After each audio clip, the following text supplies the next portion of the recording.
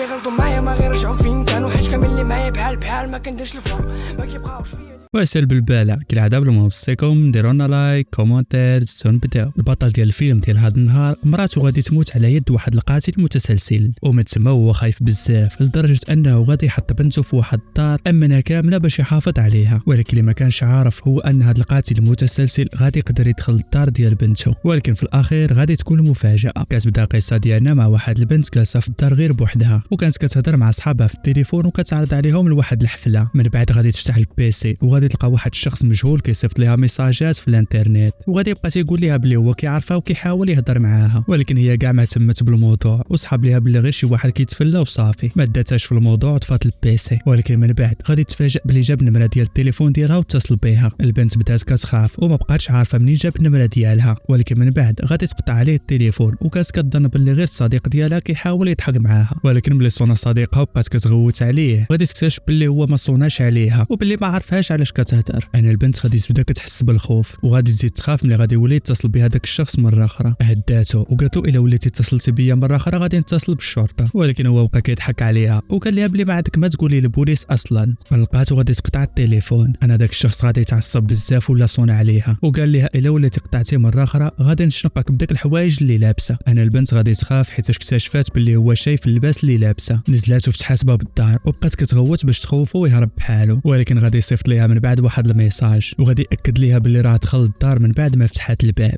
البنت خافت واتصلت بالشرطه مباشره وبقات كتحكي لهم شنو وقع، ولكن على غفله غادي تشوف داك الراجل هو مقنع وتيهجم عليها. دفعاتو وهربات وبقى تابعها في الدروج حتى طاحت في الارض، ومن بعد غادي يطيح عليها وغادي يبقى كيضربها حتى ماتت. من بعد غادي يوصلوا المحققين نيل وجين وغادي يبقاو كيحقوا في داك الجريمه، وغادي يكتشفوا بلي داك البنت قبل اتصلت بالبوليس وقالت لهم بلي كاين واحد المقنع هاجم عليها، وهذا الشيء من بعد ما هضر معها في الانترنت وجبت البيانات ديالها. من بعد غادي يتجمعوا في المكتب باش يقلبوا على شي طريقه يلقاو بها داك المجرم، وغادي يعرفوا بلي هذه ماشي هي اول جريمه بالنسبه ليه وبلي هو قاتل متسلسل. وكيدخل عند البنات عن طريق الدردشه معاهم ومن بعد كيقلب على لي دوني ديالهم وتيقتلهم وما كيخلي حتى شي دليل من موراه، وغادي يكتشفوا بلي ما عنده حتى شي علاقه مع داك البنات اللي كيقتلهم وتيقتلهم غير من اجل المتعه وصافي. في الجهه الاخرى غادي يكون كايس رجل الاعمال الكبير في الطياره، وخا كان ديما زي سافر كان مازال تيخاف من الطيارات، وغادي تكون الطياره اللي غادا به الخدمه ديالو وواحد العاصفه كبيره، وهادشي اللي غادي يخلي كايس يتوتر اكثر واكثر. وغادي يهضر مع المضيفه ديال الطيران وقال لها بلي مراته كانت ديما كطمنو في هاد الاوقات وكتقول لي بلي كلشي غادي يكون على ما يرام. وفاش المضيفه مشات غادي تخيل مراته حداه كتهضر معاه وبقات كتحاول تطمنو وكتقول ليه بلي هاد الرحله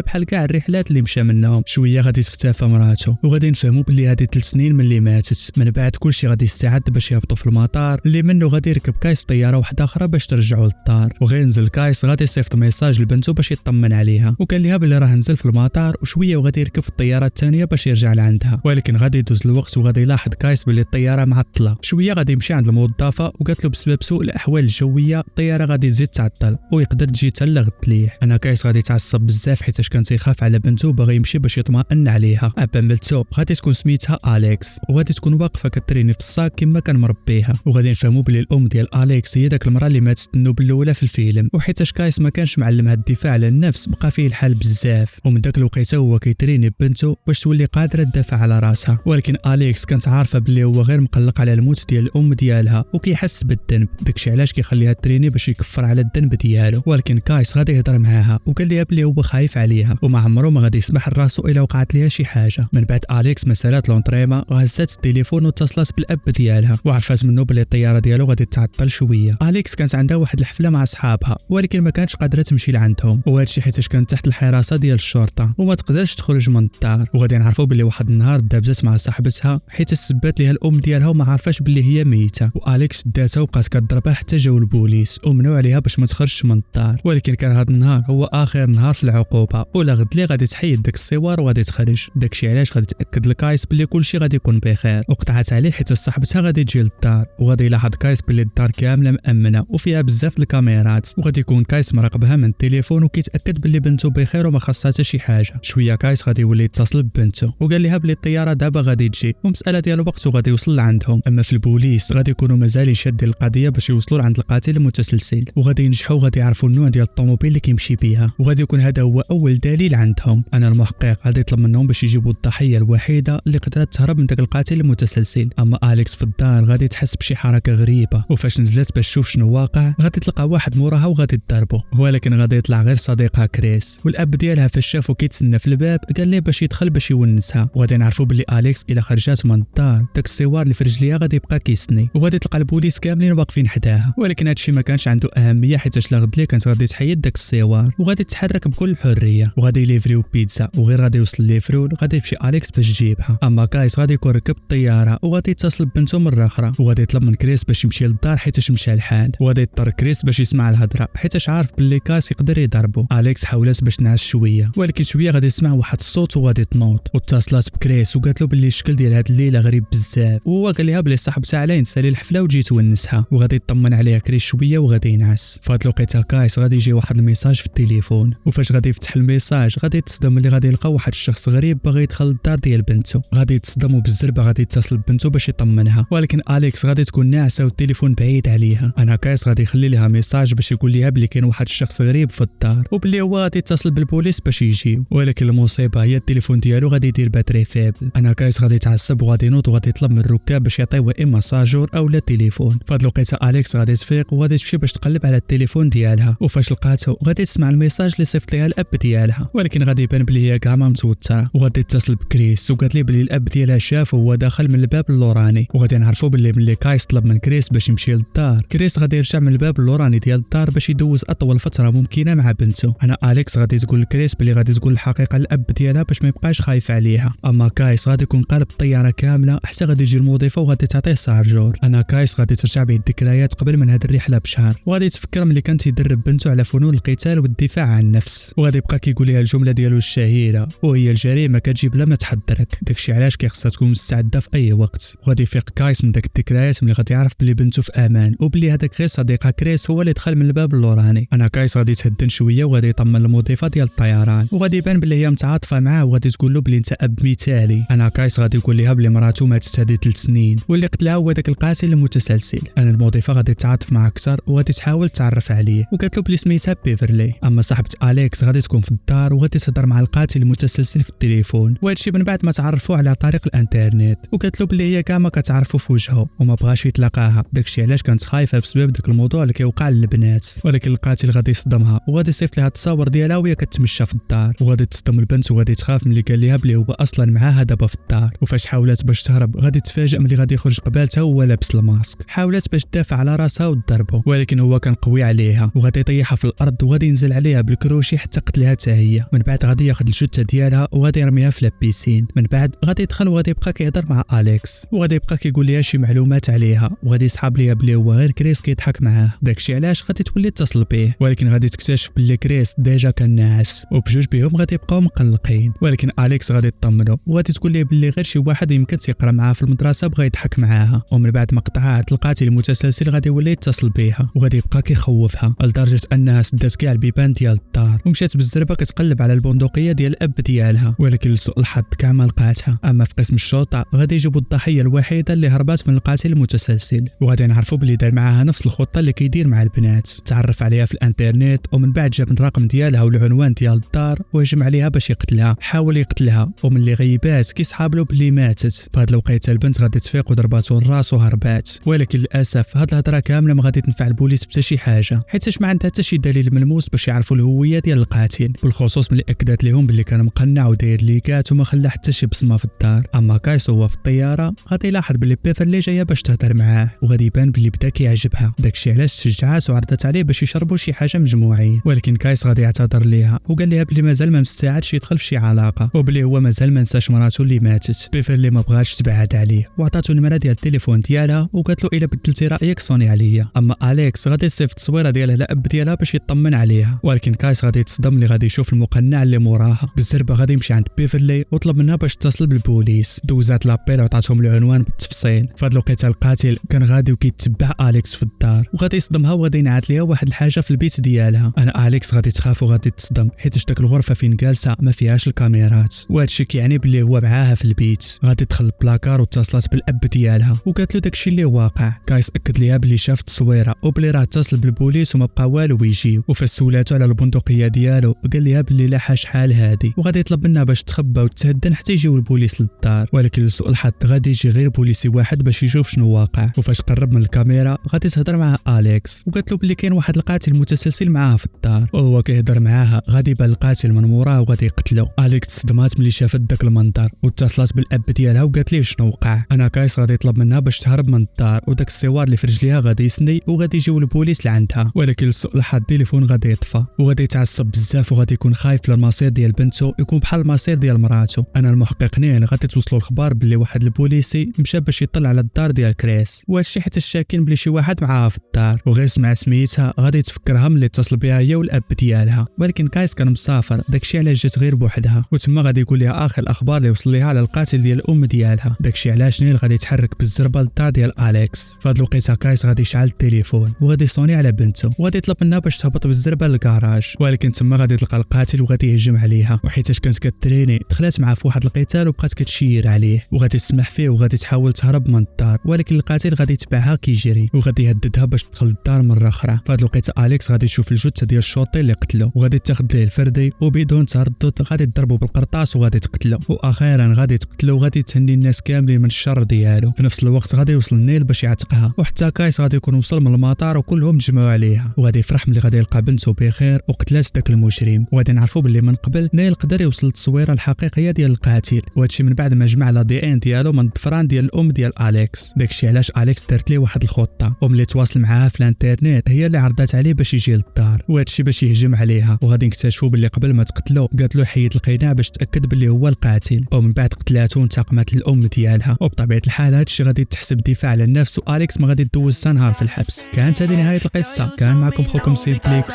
تهلاو. Nobody feeling my pain. I don't wanna switch my lanes and now they think I'm going insane. Things don't feel the same. I don't wanna play no game.